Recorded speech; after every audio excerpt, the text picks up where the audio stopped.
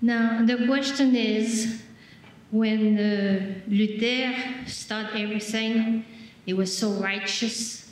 How in the world did he dislike the Jews? And from what I read, some of his writing has been picked up by Hitler, and he made a Holocaust out of it. That's my question. Yeah. Well, in the 16th century, Luther was not unusual for disliking the Jews.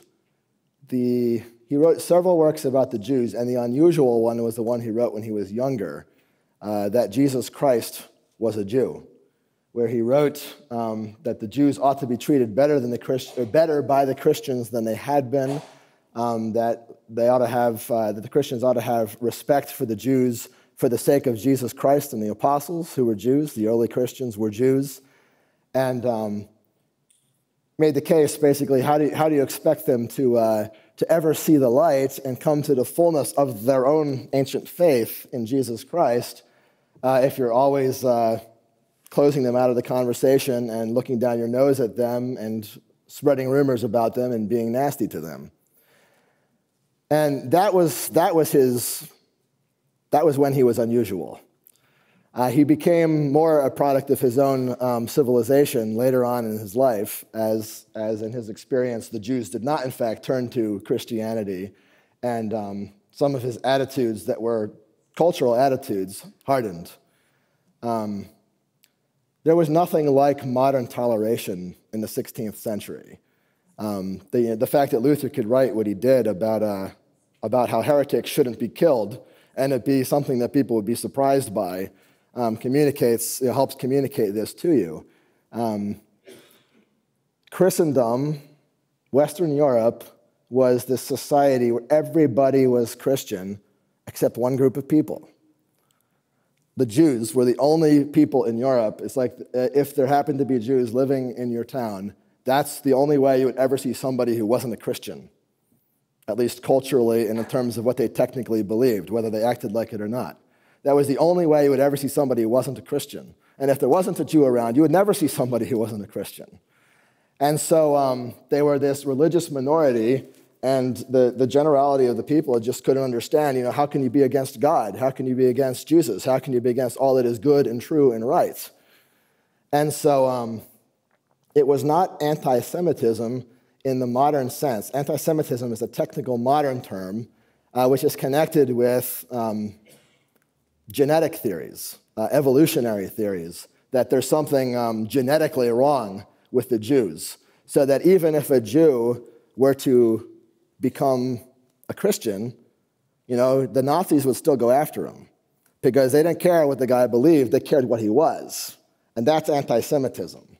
The closest that Christian anti-Judaism ever came to that was when people would say, well, I can't believe the Jews still don't believe in Christ after all these hundreds of years. There must be something wrong with them. When they would talk like that, that's the closest that it came to what we know as modern anti-Semitism. And even then, it wasn't the same thing, because if any Jew did believe in Christ, then he wasn't a Jew anymore. He was a Christian. And so that was a different way of looking at it. So for Luther to be unfriendly to the Jews, antagonistic to the Jews, was just what was expected in the 16th century. That doesn't surprise anybody. And when he wrote that book on the Jews and their lies, he was countering Jewish objections to Christianity that had come to his attention. And so that's the lies that he talks about in the title. And so he goes through these Jewish objections to Christianity, which are, in some cases, scandalous things about Jesus Christ and make him very angry. And so he treats it with the same violent language he treats everything.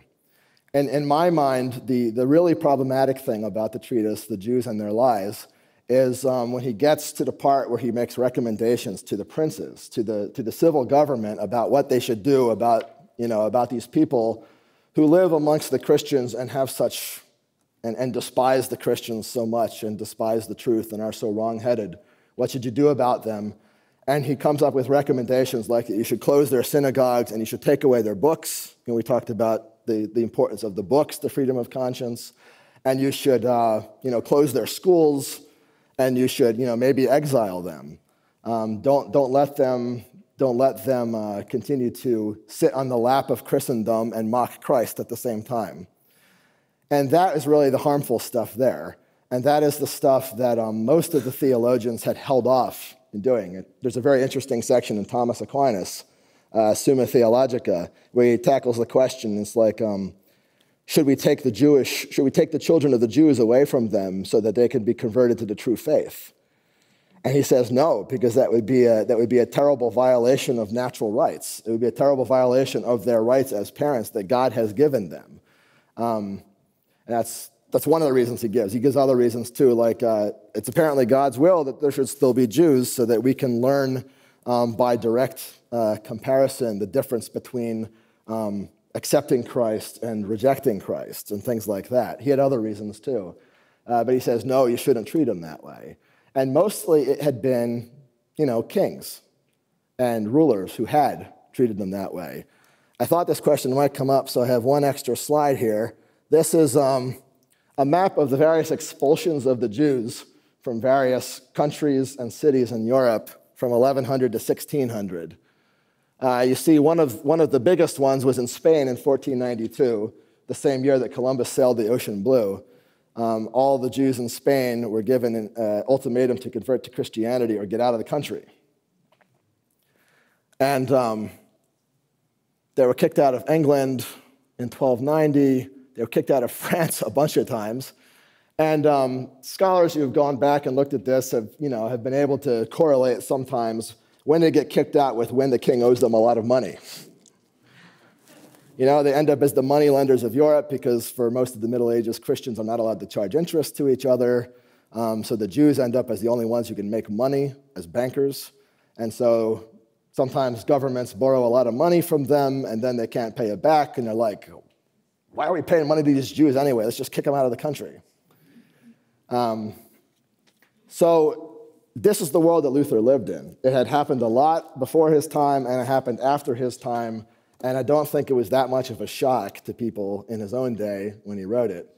But it's something that every Lutheran alive today wishes he hadn't written, like I guess except for a few who are actually anti-Semitic. We wish he hadn't written it. And the fact that the Nazis made use of it, basically it just proved they were bound to make use of it because Luther is such a national hero in Germany. And they were fascists. I mean, they're all about German culture. And Luther is this cultural hero, and he said these things that they can marshal in their own crusade against the Jews. And so that's why they quoted him. But if Luther had restrained himself a little bit, he would have deprived them of some propaganda.